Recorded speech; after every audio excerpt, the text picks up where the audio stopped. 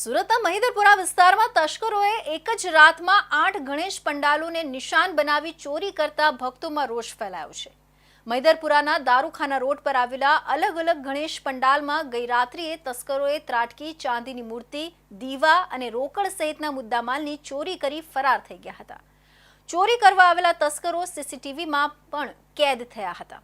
પોલીસે સીસીટીવીના આધારે ગણતરીના કલાકોમાં જ આકાશ ઉર્ફે તાંબો ગોવિંદ દત્તાણી અને સોહિલ સાંઈ દત્તાણી નામના બે તસ્કરોની ચોરીમાં ગયેલા મુદ્દામાલ સાથે ધરપકડ કરી છે। મહિદરપુરા વિસ્તારના દારૂખાના રોડ પર આવેલા અલગ અલગ 8 ગણેશ પંડાલમાં ચોરીનો પ્રયાસ કરાયો છે।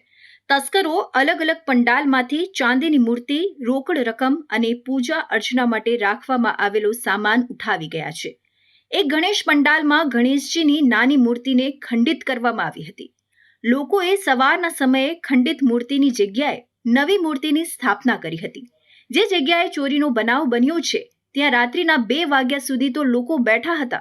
ત્યારબાદ 2 લોકોએ આવી આ ચોરીને અંજામ આપ્યો હોવાની આશંકા છે। માત્ર 50 મીટર નજીક આવેલી 4 ગલીના 4 મંડપમાં ચોરીની ઘટના બની છે। એક બાદ એક ગલીમાં જઈને દરેક ગણેશ મંડપમાં ચોરી કરવામાં આવી છે। ગણેશજીની ચાંદી અને પિત્તળની મૂર્તિની ચોરી થઈ છે। ડીસીપી રાઘવ જૈને સ્પષ્ટતા કરી હતી કે આ ઘટના માત્ર ચોરીનો પ્રયાસ છે અને એનો કોઈ ધાર્મિક લાગણી દુભાવવાનો ઈરાદો નથી। તેમણે જણાવ્યું હતું કે અમને જાણ થઈ છે કે ચોરી કરનારી વ્યક્તિ હિન્દુ સમાજમાંથી જ છે। આ ઘટના માત્ર ચોરીની છે, કોઈ ધાર્મિક તણાવ ઊભો કરવાનો ઈરાદો નથી। તેમણે લોકોને અપીલ કરી છે કે તેઓ કોઈ પણ પ્રકારની અફવાઓ પર ધ્યાન ન આપે અને શાંતિ જાળવે। પોલીસે આયોજકો, સ્થાનિક ધારાસભ્યો અને આગેવાનો સાથે પણ મુલાકાત કરીને પરિસ્થિતિની સમીક્ષા કરી છે। આ બેઠકો બાદ સ્થાનિક લોકોએ ગણેશ પંડાલોમાં આરતી પણ કરી હતી, જે શાંતિ અને સૌહાર્દપૂર્ણ વાતાવરણ જાળવવાનો સંકેત આપે છે।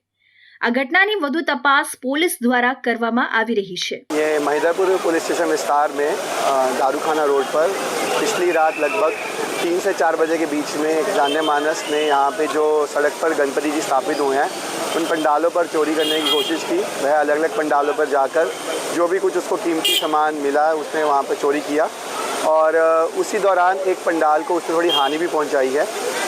पुलिस ने सीसीटीवी एनालिसिस किए हैं, जो भी वो युवान था उसको आइडेंटिफाई कर लिया गया है। उसकी खोज चल रही है और जल्द से जल्द उसको पकड़ा भी जाएगा। मेरा लोगों से यही आग्रह है कि किसी भी रूमर्स और जो फॉल्स परसेप्शन है उस पर ना जाएं। जो चोर जो है उसकी हमने एनालिसिस किए हैं, उससे हमें पता लग रहा है कि मोस्ट प्रॉब्ली वह हिंदू समाज से ही था, तो जिससे हम ये पता कर सकते हैं कि किसी भी धार्मिक श्रद्धा को ठेस पहुंचाने का ऑब्जेक्टिव नहीं था।